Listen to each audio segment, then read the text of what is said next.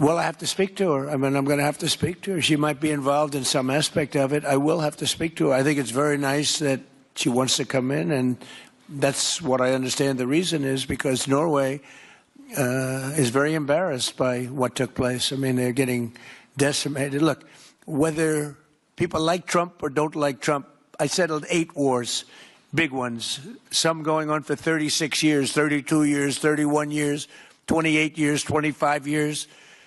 Some just getting ready to start, like India and Pakistan, where already 8 jets were shot out of the air. And I got it done in rapid order without nuclear weapons.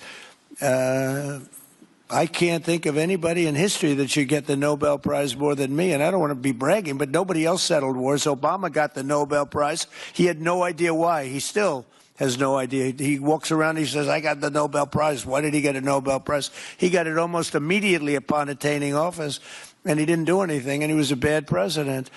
So, I mean, you should get the Nobel Prize for every war you stopped. These were major wars. These were wars that nobody thought could be stopped. President Putin called me, and he said about 2 of the wars that he's been trying to stop them for 10 years. He wasn't able to do it. He couldn't believe it.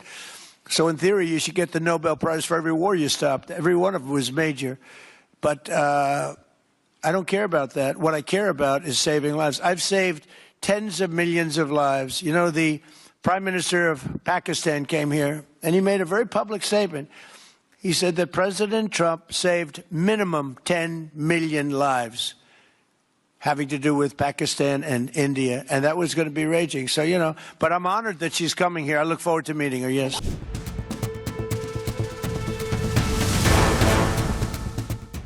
I'm not talking about money for Greenland yet. I might talk about that. But right now, we are going to do something on Greenland, whether they like it or not, because if we don't do it, Russia or China will take over Greenland, and we're not going to have Russia or China as a neighbor. Okay?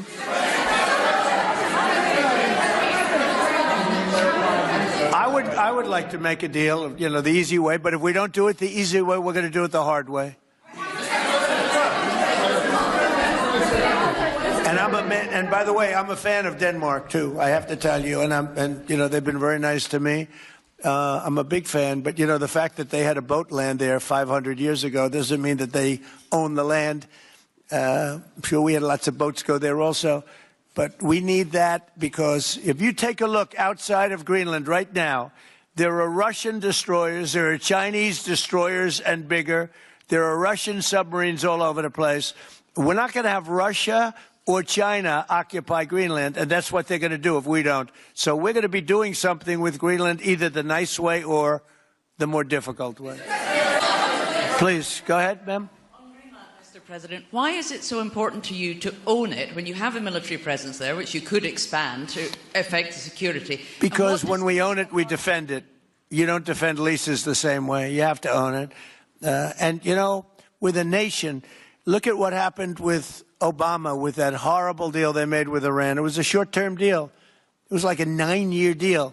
Countries can't make 9-year deals or even 100-year deals. Countries have to have ownership. And you defend ownership, you don't defend leases. And we'll have to defend Greenland.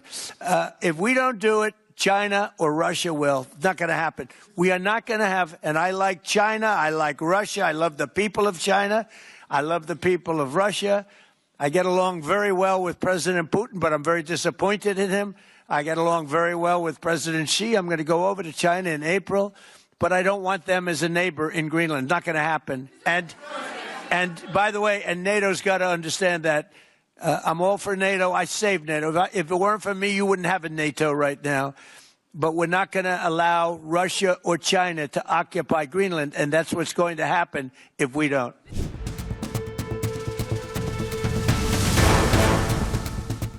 So Iran's in big trouble. It looks to me that the people are taking over certain cities that nobody thought were really possible just a few weeks ago. We're watching the situation very carefully. I've made the statement very strongly that if they start killing people like they have in the past, we will get involved. We'll be hitting them very hard where it hurts. And that doesn't mean boots on the ground, but it means hitting them very, very hard where it hurts. So we don't want that to happen. There have been cases like this where President Obama totally backed down. But this is something pretty incredible that's happening in Iran. It's an amazing thing to watch. They've done a bad job. They've treated their people very badly, and now they're being paid back. So let's see what happens. We're watching it. We're watching it very closely.